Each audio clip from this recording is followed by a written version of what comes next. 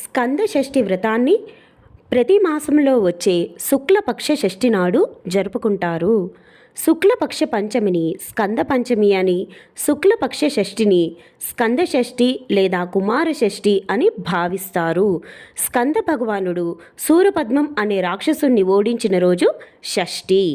ఆ రోజు స్కంద షష్ఠి వేడుకలు జరుపుకుంటారు. అలాగే దేవేంద్రుడు మార్గశిర శుద్ధ షష్ఠి నాడు దేవసేనతో సుబ్రహ్మణ్యేశ్వర స్వామివారికి అత్యంత వైభవంగా వివాహము జరిపించాడు. ఆ రోజునే శ్రీ సుబ్రహ్మణ్యేశ్వర షష్ఠిగా వ్యవహరిస్తారు. అంటే సుబ్రహ్మణ్యేశ్వర స్వామివారి పెళ్లి రోజు అన్నమాట. 6 రోజులు ఉపవాసం ఉండి స్కంద షష్ఠి రోజున భక్తులు సుబ్రహ్మణ్యేశ్వర స్వామిని ప్రార్థించాలి. స్కంద షష్ఠి రోజున భక్తులు స్కంద షష్ఠి కవచాన్ని పఠించాలి. మొగలి, పున్నాగ, సంపంగ, కదంబ, ముద్దగన్నేరు పువ్వులతో స్వామివారిని అర్చించాలి. కుమారస్వామికి పాల పొంగలి, చనివిడి నైవేద్యం శ్రేష్టం. షష్ఠి నాడు బ్రహ్మచారికి భోజనం పెట్టి వస్త్రదానం చేయడం మంచిది. ఎవరైతే స్కందషష్ఠి వ్రతాన్ని నియమనిష్టలతో శ్రద్ధాభక్తులతో ఆచరిస్తారో వారికి దురాశ, కోపం మరియు అహంకారాలు నశిస్తాయి. కార్తికేయుని అనుగ్రహంతో ఆ వ్యక్తికి వ్యాధులు, దోషాలు మరియు శారీరక బాధల నుండి విముక్తి లభిస్తుంది. వంశాభివృద్ధి కూడా కలుగుతుంది. స్కంద పురాణం 18 మహాపురాణాలలో పొడవైనది. స్కంద పురాణం ప్రకారం సతీదేవి తన తండ్రి దక్షుడు తలపెట్టిన యజ్ఞానికి వెళ్ళి అక్కడ ఆమెకు మరియు ఆమె భర్త అయిన పరమశివుడికి జరిగిన అవమానాన్ని భరించలేక ఆ యజ్ఞంలోనే ప్రాణత్యాగం చేసుకుంది. ఆ విషయం తెలిసిన పరమశివుడు కోపోద్రిక్తుడై ఆగ్రహంతో ఆ యజ్ఞాన్ని వీరభద్రుడు, భద్రకాళి మరియు శివగణాలతో సర్వనాశనం చేసి దక్షుణ్ణి అంతం చేసి సతీదేవి మృత శరీరాన్ని భుజాన వేసుకుని రోధిస్తూ విశ్వాంతరాల వైపు బయలుదేరాడు. శివుని ఆవేదన తీర్పడం కోసం తన చక్రాయుధంతో సతీదేవి శరీరాన్ని భాగాలుగా ఖండిస్తాడు విష్ణుమూర్తి. ఆ ఖండిత భాగాలు పడిన ప్రదేశాల్లో అమ్మవారి శక్తిపీఠాలను స్థాపించి శివుడు తపస్సులో లీనమైపోయాడు. అదే అదునుగా శూరపద్మ తన సోదరులైన సింహముఖ మరియు తారకాసుల నాయకత్వంలో దేవతలను ఓడించి భూమిని స్వాధీనం చేసుకున్నాడు. వారు దేవతలను మరియు మానవులను హింసించడంలో అపారమైన ఆనందాన్ని పొందారు. వారు విపరీతమైన విధ్వంసానికి దిగారు మరియు దేవతలకు చెందిన ఏదైనా ధ్వంసం చేశారు. తాము అజేయులమని, అమరులమనే వరగర్వంతో ముల్లోకాలను గజగజలాడించగా దేవతలు విష్ణుమూర్తి మరియు బ్రహ్మ వద్దకు వెళ్ళి మొరపెట్టుకున్నారు. శ్రీహరి దేవతలకు ఈ విధంగా చెబుతారు: ఈ అసురులు శివుడు మరియు బ్రహ్మదేవుడి నుండి అరుదైన మరియు శక్తివంతమైన వరాలను పొందారు. వారిలో శూరపద్ముడు 108 యుగాల కాలానికి స్వర్ణ మరియు వైకుంఠంతో సహా 1008 బ్రహ్మాండాలను అధిగమించలేని పాలకులుగా ఉండాలనే వరాన్ని పొందాడు. మరియు శివ సంతానం చేతిలో మాత్రమే తనకు ముగింపు ఉండాలనే వరాన్ని కూడా పొందాడు. ఇక తారకాసురుడు శివవీర్యానికి జన్మించిన బాలునితోనే తప్ప ఇతరులతో చావు లేదనే వరాన్ని పొందాడు. శివుడు అంటే కామాన్ని గెలిచినవాడు. ఆయన ఎప్పుడు తనలో తానే రమిస్తూ ఆత్మస్థితిలో ఉంటాడు కదా, ఆయనకి పుత్రుడు ఎలా కలుగుతాడులే అనుకుని తారకాసురుడు దేవతలందరినీ బాధ పెడుతున్నాడు అని శ్రీహరి దేవతలకు చెప్పి ఆ పరమశివుని పుత్రుని వలనే తారకాసురుని శూరపద్ముని మరణం సంభవిస్తుందని తెలిపి ఆదిదేవుని వద్దకు వెళ్లి సమస్యను విన్నవించుకోమని సెలవీయగా దేవతలు పరమశివుని వద్దకు వెళ్తారు. కానీ పరమశివుడు తీవ్రమైన తపస్సులో లీనమై ఉన్నారు. శ్రీహరి దేవతలకు శివుడు తపస్సు మాని పార్వతీదేవిని వివాహం చేసుకుంటే వారికి జన్మించే పుత్రుడు అసురులను అంతమొందిస్తాడు అని మార్గనిర్దేశం చేశాడు. శివుడు తపస్సు మాని పార్వతీదేవిని వివాహం చేసుకునేలా చేసేందుకు దేవతలు మన్మధుడిని పంపగా శివుడు 3వ నేత్రం తెరిచి మన్మధుడిని భస్మం చేశాడు. అయితే తారకాసురుడిని అంతమొందించవలసిన అవసరాన్ని గుర్తించిన శివుడు పార్వతీదేవిని వివాహం చేసుకున్నాడు. స్కంద జననం. అమ్మవారి అయ్యవారి కళ్యాణాంతరము పార్వతీ అమ్మవారితో కలిసి పరమశివుడు ఆ కైలాసంలో 1000 సంవత్సరాలు శృంగార లీలా కలోత్సవాల రుదులై క్రీడిస్తూ గడుపుతున్నారు. అది ఆ ఆది దంపతుల ఆనంద నిలయముగా లోకాలన్నిటికీ ఆదర్శవంతమై ఉన్నది. శివవీర్యానికి జన్మించి ఆ బాలుడు ఎప్పుడు ఉద్భవిస్తాడా అని సకల దేవతలు అహోరాత్రులు ఎదురు చూస్తున్నారు. అందుకోసం దేవతలందరూ కలిసి సత్యలోకానికి వెళ్ళి అక్కడ వాణీనాథుడైన చతుర్ముఖ బ్రహ్మగారిని దర్శించి అక్కడి నుంచి బ్రహ్మగారితో సహా శ్రీమన్నారాయణుని దర్శించి తారకాసురుడు పెడుతున్న బాధలన్నీ ఏకరువు పెట్టారు. మీ కష్టాలు త్వరలో తీరుతాయి, మీరు కొంతకాలం క్షమాగుణంతో ఓపిక పట్టండి అని ఓదార్చారు వారు. ఇప్పుడు దేవతలందరికీ ఒక శంక కలుగుతుంది. పరమశివుని తేజస్సు అమ్మవారి యందు నిక్షిప్తమైతే వచ్చే శక్తిని మనం తట్టుకోగలమా అని ఒక వెర్రి ఆలోచన చేసి దేవతలందా కైలాసానికి పయనమయ్యారు. అక్కడికి వెళ్ళి పరమశివ పార్వతీ అమ్మవారి క్రీడాభవన ముఖద్వారం దగ్గర నిలబడి, దేవాదిదేవా ప్రభో, మహా ఆర్తులము, నీ కరుణాకటాక్షంతో మమ్మల్ని రక్షించు, తారకాసురుని బాధల నుండి కాపాడమని, మీ యొక్క తేజస్సుని అమ్మవారిలో నిక్షిప్తము చేయవద్దు అని ప్రార్థిస్తారు. భక్తవ శంకరుడు అయిన పరమశివుడు పార్వతీ అమ్మవారితో సంతోషంగా గడుపుతున్నవాడు. దేవతల ఆర్తనాదాలను విన్నవాడే బయటికి వచ్చాడు. దేవతల ప్రార్థన విన్న శంకరుడు, ఇప్పటికే నా తేజస్సు హృదయస్థానము నుండి విడివడింది, కాబట్టి నా తేజస్సుని భరించగలిగిన వారు ముందుకు రండి అని చెప్పారు. పరమశివుని తేజస్సు అమ్మవారు పొంది ఆ మాతృమూర్తి అయ్యే అవకాశాన్ని దేవతల యొక్క తొందరపాటుతనంతో దూరం చేసినందుకు గాను అప్పుడు అమ్మవారు ఆగ్రహము చెందినదై దేవతలందరినీ శపిస్తుంది. నాకు సంతానం కలగకుండా అడ్డుకున్నారు గనుక ఇక మీదట దేవతలు ఎవరికి సంతానము కలగదు అని. అందుకే అప్పటి నుండి దేవతల సంఖ్య పెరగదు, కేవలం 33 కోట్ల మంది అంతే. అప్పుడు దేవతలందరి ప్రార్థన మీద హవ్యవాహనుడు ఆ శివతేజాన్ని స్వీకరిస్తాడు. తీసుకోవడం అయితే తీసుకున్నాడు, కానీ శివతేజస్సుని ధరించడం అంటే అంత తేలిక?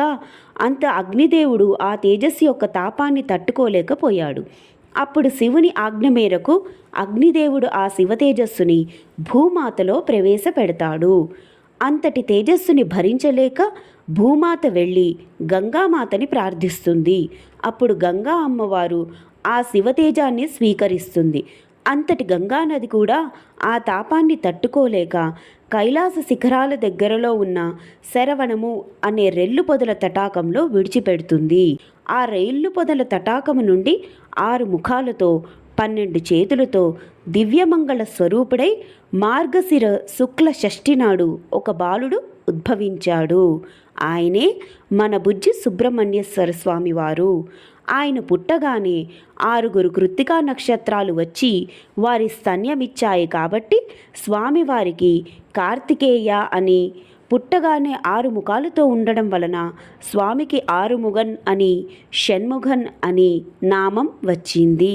షణ్ముఖుడు పుట్టగానే దేవతలు ఆ బాలునిపై పుష్పవర్షము కురిపించారు. దేవదిందుబులు మ్రోగించారు. దేవతలందరూ పరమానందభరితులయ్యారు. శరవణ అనే తటాకము నుండి ఉద్భవించిన కారణంగా స్వామికి శరవణ భవ అని నామం వచ్చింది. ఇంతలో గంగమ్మ కూడా వచ్చి, కొంతసేపు నేను కూడా శివతేజాన్ని భరించాను కాబట్టి నాకు కూడా కుమారుడే అని చెప్పింది. అప్పటి నుంచి స్వామికి గాంగేయ అనే నామం వచ్చింది. అలాగే అగ్నిదేవుడు కూడా చెప్పడంతో వహినిగర్భ, అగ్ని సంభవ అనే నామాలు కూడా వచ్చాయి. దేవతలను రక్షించడం కోసం శివుని నుండి స్ఖలనమై వచ్చాడు కాబట్టి స్వామికి స్కంద అనే నామం వచ్చింది. అలాగే క్రౌంచ పర్వతాన్ని భేదించడం వలన క్రౌంచధారణుడు అని పిలువబడ్డారు. మన జగన్మాత పార్వతీమాతకు సుబ్రహ్మణ్యేశ్వరుడు ఎలా పుత్రుడైనాడు అని అడిగితే, త్రిపుర రహస్యంలో మహాత్మఖండంలో బ్రహ్మగారి మానసపుత్రుడైన సనత్ కుమారుడే సుబ్రహ్మణ్యేశ్వరుడుగా వచ్చారని చెప్పబడింది. ఒకనాడు పార్వతీదేవి మోహిని అవతారంలో ఉన్నప్పుడు కైలాస పర్వత సమీపంలో జలరూపంలో అవతారం ముగిస్తుంది. ఆ జలం ఎక్కడైతే ఉన్నదో అదే తటాకము నుండి సనత్ కుమారుడు సుబ్రహ్మణ్యేశ్వర స్వామిగా ఉద్భవిస్తాడు. సుబ్రహ్మణ్యుడు అనే నామం ఎలా వచ్చింది అంటే, ఒకనాడు బ్రహ్మగారికి మరియు పరమశివునికి కూడా ప్రణవార్థం బోధించినవాడు కాబట్టి స్వామి సుబ్రహ్మణ్యం అంటే బ్రహ్మజ్ఞాని అని పిలువబడ్డాడు. మీరు నా నాథునికి గురువు అయ్యారు కాబట్టి మిమ్ములను స్వామినాథ అని సంబోధిస్తాను అని పార్వతీదేవి చెప్పింది. అప్పటి నుండి కార్తికేయ స్వామిని స్వామినాథ అని పిలుస్తారు. ఆయన ఒకే ఒక్కసారి తల్లుల పాలు త్రాగి తొందరగా భక్తులను రక్షించడానికి ఒకే రోజులో యవ్వనంలో ఉన్న కుమారస్వామిగా మారిపోయారు. ఉత్తర క్షణంలో ఆయనకు అభిషేకం చేసేద్దామని పుట్టినరోజు నాడే దేవతలందరూ ఆయనని కూర్చోబెట్టి దేవసేనాధిపతిగా అభిషేకం చేశారు. సేనాని అని పేరు పొందాడు. ఈయనకే గుహ అనే పేరు కూడా ఉంది. సుబ్రహ్మణ్యేశ్వర స్వామి ఇష్టపడే ఆయుధం వేల్ లేదా ఈటే. అందుకే ఆయనకి వేలాయుధన్ అనే ప్రసిద్ధి పేరు కూడా ఉంది. సుబ్రహ్మణ్యేశ్వర స్వామివారి రూపం అగ్నిగోళం, ఈశానం, సత్పురుషం, వామదేవం, అఘోరం, సత్యోజాతం మరియు అధోమగం అనే 6 ముఖాలతో కూడిన పసిపాప రూపంలో జన్మించారు సుబ్రహ్మణ్యేశ్వర స్వామివారు. 6 ముఖాలు, 5 పంచేంద్రియాలకు, ఒక్క ముఖము మనస్సుకు ప్రతీక. ఆయన నడిపే వాహనం పరవాణి అనే నెమలి. కోడిని దేవదూత, కృచి అని పిలిచేవారు. కార్తికేయ విగ్రహాన్ని చూస్తే ఒకవైపున ఈటను మోస్తూ ఉంటాడు. దీనినే వేల్ అని కూడా అంటారు. ఇది కుండలిని శక్తికి ప్రతీక. స్కంద భార్య దేవసేన ఇచ్ఛాశక్తిని సూచిస్తుంది. అయితే వల్లీదేవి క్రియాశక్తిని సూచిస్తుంది. స్కందుని చేతిలో ఉన్న శక్తి ఆయుధం జ్ఞానశక్తిని సూచిస్తుంది. సూరపద్మం యొక్క దుష్టకర్మలను భరించలేక దేవతలు శివపార్వతుల సహాయం కోరారు. శివుడు దేవతల పదే పదే ప్రార్థనలకు అంగీకరించాడు మరియు దైత్యులతో యుద్ధం చేయమని స్కందుడిని కోరాడు. అతడిని ఆశీర్వదించి తన 11 చేతుల్లో 11 ఆయుధాలుగా ఏకాదశ రుద్రులను ఇచ్చాడు. పార్వతీదేవి తన 12వ చేతిలో శక్తివంతమైన శక్తి ఆయుధాన్ని అంటే వేల్ని ప్రసాదించింది. సుబ్రహ్మణ్యేశ్వరుడికి గాలిదేవుడు వాయుసారథిగా ఒక అద్భుతమైన రథాన్ని కూడా బహుకరించాడు. స్కందుడు అసురులను సంహరించడానికి బయలుదేరాడు. మురుగన్ దక్షిణ దిశగా వెళ్తుండగా అతను సూరపద్ముని 2 సోదరులు క్రౌంచుడు మరియు తారకాసురులు ఎదుర్కొన్నాడు. సుబ్రహ్మణ్యేశ్వరుడు తన వేల్ విసిరి తారకాసురుని యొక్క ఛాతిని చీల్చాడు మరియు క్రౌంచ పర్వతాన్ని పొడిగా మార్చాడు. సింహముఖన్ మరియు సూరపద్మునితో అంతిమ యుద్ధం చేయడానికి ఇంద్రుడు మురుగన్కు నెమలి వాహనం అయ్యాడు. సింహముఖన్ 1000 తలలతో మురుగనుతో యుద్ధము చేయడానికి వచ్చాడు. మురుగ తన వేల్ని ఉపయోగించి సింహముఖన్ తలలన్నిటినీ నాశనం చేశాడు. కార్తికేయుడు సూరపద్మంతో 6 రోజుల పాటు యుద్ధం కొనసాగించాడు. సూరపద్మం యొక్క పరిచారకులు మరియు స్నేహితులందరినీ చంపాడు. ఆఖరి రోజు సూరపద్మ మురుగన్ మధ్య తీవ్రమైన యుద్ధం జరిగింది. చివరగా అదృశ్యమై సముద్రపు అడుగు భాగంలో నిలబడ్డాడు. సుబ్రహ్మణ్యేశ్వరుడు తన వేల్తో సూరపద్మం యొక్క నాశనం చేయలేని శరీరాన్ని 2గా విభజించింది. ఒక సగం ఆత్మవిశ్వాసం అంటే కోడి పుంజుగా మారింది. మరి ఒక సగము నెమలిగా మారింది. సుబ్రహ్మణ్యేశ్వరుడు తన యుద్ధ పతాంగంపై ఆత్మవిశ్వాసాన్ని చిహ్నంగా చేసుకున్నాడు మరియు నెమలిని తన వాహనంగా మార్చుకున్నాడు. ఆ విధంగా దేవతలు విముక్తి పొందారు. స్కందుడి ఆదేశానుసారం వరుణుడు సముద్రంలో ఉన్న అసుర రాజధాని వీరమహేంద్రపురిని నాశనం చేశాడు. దేవతలు సంతోషించి స్వామిని స్తుతించారు. ఈ సంఘటన సూరసంహారంగా ప్రసిద్ధి చెందింది. కార్యోన్ముఖుడైన సుబ్రహ్మణ్య స్వామి నెమలి వాహనారూఢుడై 6 ముఖాలు 12 చేతులతో ఉగ్రరూపం దాల్చి 6 చేతులతో ధనస్సును మరియు 6 చేతులతో బాణాలను ధరించి రాక్షస సేనను ఒకేసారి సంహరించి సర్పరూపం దాల్చి రాక్షసులను ఉక్కిరిబిక్కిరి చేసి భీకర యుద్ధంలో తారకాసురుని సంహరించి విజయుడైనాడు. స్కంద వివాహం.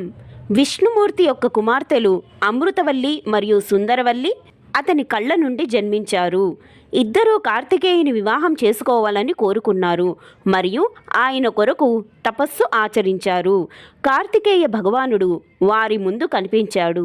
స్కందుడి సూచనల మేరకు అమృతవల్లి స్వర్గంలో ఇంద్రుని సంరక్షణలో దేవసేన అనే యువతిగా అవతరించింది. సుందరవల్లి కాంచీపురం సమీపంలోని వేటగాడు నంబిరాజా రక్షణలో ఉన్న వల్లి రూపాన్ని ధరించింది. సూరపద్మంతో యుద్ధం ముగిసిన తర్వాత దేవసేనను తన భార్యగా అంగీకరించమని ఇంద్రుని ప్రార్థనకు స్కందుడు అంగీకరించాడు. ఇంద్రుడు తన కుమార్తెగా పెంచుకున్న దేవసేనను అసురుడు కేసీ బారి నుండి రక్షించిన తరువాత స్కందుడికి ఇచ్చి వివాహం చేశాడు. మదురై సమీపంలోని తిరప్పరం కుండ్రంలో పార్వతీ పరమేశ్వరుల సన్నిధిలో అత్యంత ఉత్సాహంగా దివ్య వివాహం జరిగింది. స్కందగిరిలోని తన ఇంటికి తీసుకువెళ్ళాడు. చెన్నై సమీపంలోని తిరుత్తనికి వెళ్ళాడు. అక్కడ వల్లీదేవిని తన సోదరుడు విఘ్నేశ్వరుడి సహాయంతో వివాహం చేసుకున్నాడు. ధనిక పేద అనే తారతమ్యం లేకుండా ఉండేందుకు కార్తికేయుడు దేవసేనను మరియు వల్లీదేవిని పెళ్లి చేసుకున్నాడు. ముగ్గురు సంతోషంగా జీవించడానికి తిరుత్తనికి వెళ్ళారు. అక్కడ వారు నేటికీ ఉన్నారు అని దృఢ విశ్వాసం. స్వామి శివానంద ప్రకారం భగవంతుడు తిరుచెందూరులో బాల్యం గడిపాడు మరియు కతిర్గామంలో మహాసమాధి తీసుకున్నాడు. ఎవరైనా విశ్వాసం, భక్తి మరియు భక్తితో కతిర్గామానికి వెళ్ళి అంటే శ్రీలంక వెళ్ళి 2 లేదా 3 రోజులు ఆలయంలో ఉంటే భగవంతుడు స్వయంగా ఆ భక్తునికి దర్శనం ప్రసాదిస్తాడు అని దృఢ విశ్వాసం. స్కంద షష్ఠి వ్రతకథ సమాప్తం. వల్లి దేవసేన సమేత సుబ్రహ్మణ్యేశ్వరార్పణమస్తు.